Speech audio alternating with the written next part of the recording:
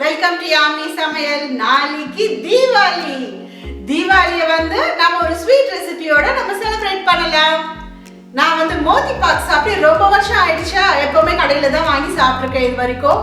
இந்த தடவை நம்ம ஏன் வீட்லயே ட்ரை பண்ணக்கூடாதுன்னு யோசிச்சு என் மண்டையில ஓகே இந்த வாட்டி தீபாவளிக்கு அது செய்யலாம் அப்படின்ட்டு ஒரு பிளிங்னு ஒரு லைட் எரிஞ்சுது.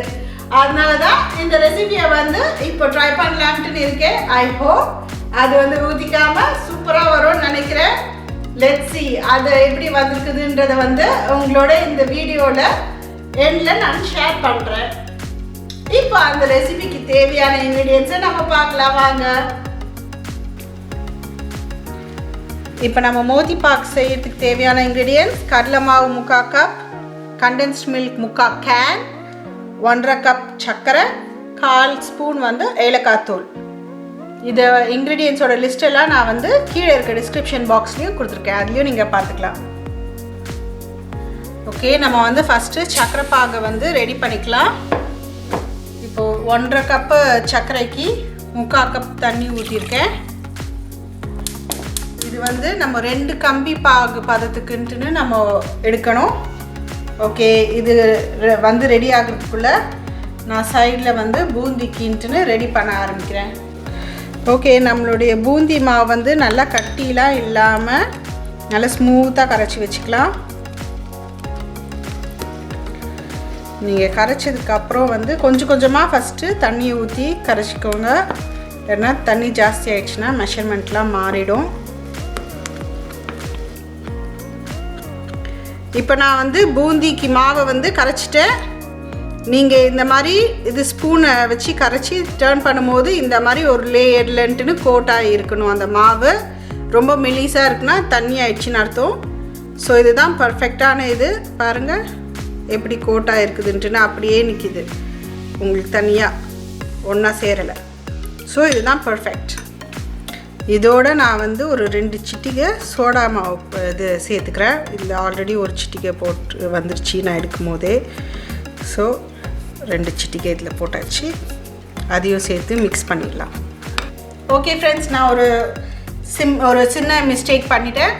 அது என்னென்னா அது சர்க்கரை பாகை நம்ம ஃபஸ்ட்டு பண்ணக்கூடாது, அது கடைசியாக பண்ணிக்கலாம். ஏன்னா நான் யோசிச்சு பார்த்தேன், இப்போ தான் எனக்கு ஞாபகம் வந்துச்சு. ஏன்னா நம்ம இது 2 கம்பி பதம் பாகு எடுக்கிறோன்ற போது உடனே அந்த பூந்தியை போட்டால் தான் அது கரெக்டாக வரும். இல்லைன்னா கொஞ்சம் நேரம் ஆயிடுச்சு பூந்தி சுட்டு முடிக்கிறதுக்கு அப்படின்னா அதுக்குள்ளே இந்த கன்சிஸ்டன்சி மாறிடும். அதனால் to be on the safe side இது பாகு நம்ம பூந்தி சுட்டு முடிச்சதுக்கப்புறம் பண்ணிக்கலாம். இப்போ நம்ம பூந்தியை எப்படி சுடுறதுன்றதை பார்க்கலாம். ஓகே, நம்ம எண்ணெய் இப்போ காஞ்சிடுச்சான்னு பார்க்கலாம். யூஷுவல் போல் தான் போட்டால் ஒரு ட்ராப் குவிக்காக மேலே வந்துடணும். எஸ், ரெடி ஆயிடுச்சுன்னு அர்த்தம்.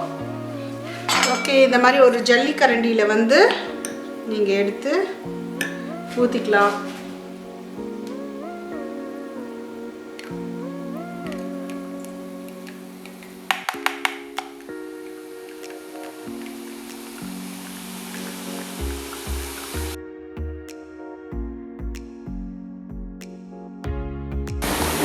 ஓகே, இப்போ இந்த பூந்தி பண்ணுறதுக்கு மட்டும் எப்படின்னா உங்களுக்கு ரொம்ப கிறிஸ்பியாக இருக்கக்கூடாது இந்த பூந்தி. ஏன்னா நம்ம இது லட்டு பண்ண போகிறோம். அதனால் இந்த கிறிஸ்பினஸ் ஃபுல்லாக வரத்துக்கு முன்னாடியே எடுத்துடணும். நம்ம சும்மா கொஞ்சம் போட்டு கொஞ்சம் நேரத்தில் லைட்டாக திருப்பி விட்ருங்க. ஓகே, இப்போ அந்த எண்ணெயோட பபிள்ஸ்லாம் பாருங்கள், இப்போ போட்டதை விட இப்போ நல்லாவே கொஞ்சம் அடங்கி இருக்குது. இது இன்னும் கொஞ்சம் வரட்டும் கலரு. ஏன்னா இல்லைன்னா வேகாமல் இருக்கும். இன்னும் கொஞ்சம் நல்லாவே அடங்கட்டும். ஆயிலோட அந்த இதெல்லாம் அடங்கின உடனேயே நம்ம அதை எடுத்து வச்சிடலாம் தனியாக. ஓகே, இப்போ இந்த இதெல்லாம் நல்லாவே சவுண்டு அடங்கிடுச்சு. இது ரெடியாக இருக்குது. எடுத்து போட்டுடலாம் நம்ம.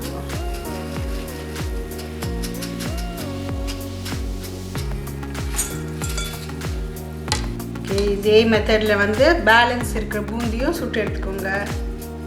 ஓகே, இப்போ நம்மளுடைய பூந்தி ரெடி ஆயிடுச்சு. இப்போ நெக்ஸ்ட்டு நம்மளுடைய பாகை ரெடி பண்ணிடலாம்.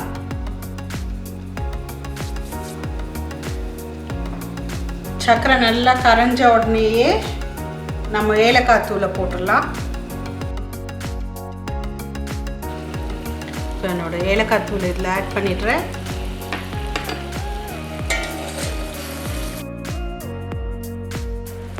இப்போ வந்துச்சான்னு பார்க்கலாம் நம்மளுடைய கன்சிஸ்டன்சி. இப்போ பாருங்கள், ஒரு கம்பி பதம் வந்திருக்கு. ஈத்திங்கன்னா ஒரு இது வருது ஃபுல்லாக.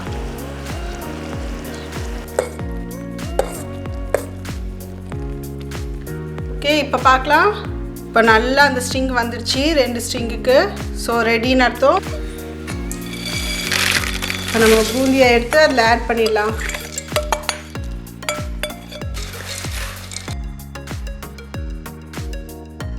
இது இப்போ கொஞ்சம் சர்க்கரையில் ஊறிட்டு இருக்கட்டும். அதுக்குள்ளே நம்ம வந்து அந்த இது மோத்தி பாக் அந்த கண்டென்ஸ்ட் மில்கில் வந்து கோவா இது ரெடி பண்ணிடலாம். ஓகே, இப்போ நம்மளுடைய கண்டென்ஸ்ட் மில்க் வந்து ஊற்றிடலாம். இதில் லோ தீயில் வச்சுக்கோங்க.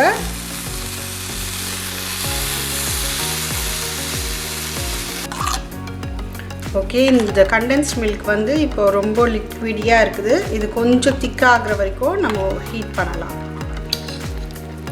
பூந்தியில் வந்து நல்ல நெய்யிலேயே பண்ண மாதிரி டேஸ்ட் வரதுக்காக சும்மா ஒரு ஸ்பூன் நெய்யை வந்து அதில் விட்டுருக்கேன்.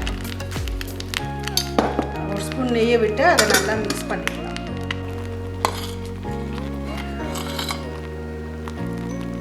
ஓகே, நம்ம கண்டென்ஸ்ட் மில்க் பார்த்திங்கன்னா இப்போ நல்லா கொதிச்சு திக்காக ஆரம்பிக்குது. இந்த டைமில் வந்து நம்ம பூந்தியோடு சேர்த்து மிக்ஸ் பண்ணிட போகிறேன் நான்.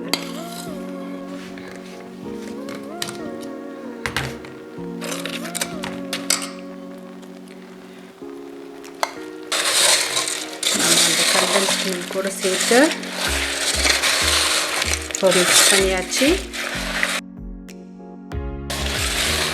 ஓகே, இந்த இதை வந்து கொஞ்சம் திக் பண்ணிக்கலாம்னு நினைக்கிறேன். ஏன்னா இதிலலாம் வந்து ரொம்ப தண்ணியாக இருக்குது கொஞ்சம்.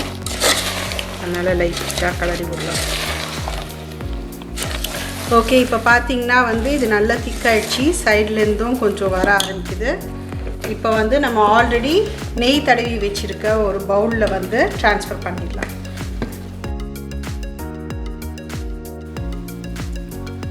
இப்போ நம்ம ட்ரான்ஸ்ஃபர் பண்ணியாச்சு. இதுக்கு மேலே வந்து நான் பிஸ்தாவை லைட்டாக தூவுறேன். இது டெக்கரேஷனுக்காக தான், கம்பல்சரி கிடையாது, ஆப்ஷனல் தான் இது. அதுக்கப்புறம் ஒரு 1/2 an hour கழிச்சு ஆறுனதுக்கப்புறம் நம்ம இதை வந்து பீசஸ் போட்டுடலாம். இப்போ 1/2 an hour ஆயிடுச்சு. நம்ம கட் பண்ண வருதான்னு பார்க்கலாம். Okay, good. கட் பண்ண வருது. பர்ஃபெக்ட். இன்னும் கூட இது வந்து கொஞ்சம் சூடாக தான் இருக்குது. அப்படியே இருக்கட்டும். ஏன்னா ரொம்ப ஆறிடுச்சுன்னா அதுக்கப்புறம் வந்து கட் பண்ணுறது கஷ்டமாக இருக்கும். லைட் சூடில் இருக்கும் போதே கட் பண்ணிவிடுங்க. 1/2 an hour வெயிட் பண்ணுங்க போதும்.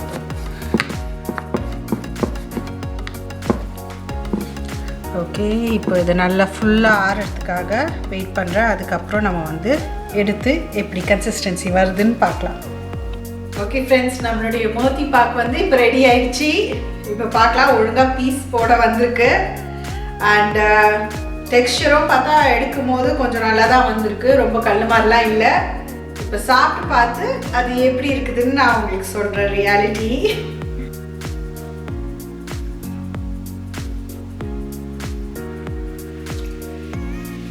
ஓகே, மோத்தி பாக் வந்து இந்த நம்ம கடையில் வாங்குகிற ரேஞ்ச் அளவுக்கு இல்லைன்னாலும் நல்லா வந்திருக்குது. என்னென்னா மெயின் ரீசன் வந்து சக்கரை கொஞ்சம் ஜாஸ்தி ஆகிடுச்சு. நம்ம ஐ திங்க் 1.5 கப்புக்கு பதில் 1 கப் போட்டிருந்தா கரெக்டாக வந்திருக்கும்னு நினைக்கிறேன் ஓரளவுக்கு. இந்த வீடியோ உங்களுக்கு பிடிச்சிருந்துச்சின்னா லைக் பண்ணுங்கள், உங்களோட ஃப்ரெண்ட்ஸுங்களுக்கும் ஷேர் பண்ணுங்கள், அண்ட் மறக்காமல் என்னோட சேனலுக்கு சப்ஸ்கிரைப் பண்ணிவிடுங்க. And wish you all a very happy Deepavali. நல்லா என்ஜாய் பண்ணுங்க.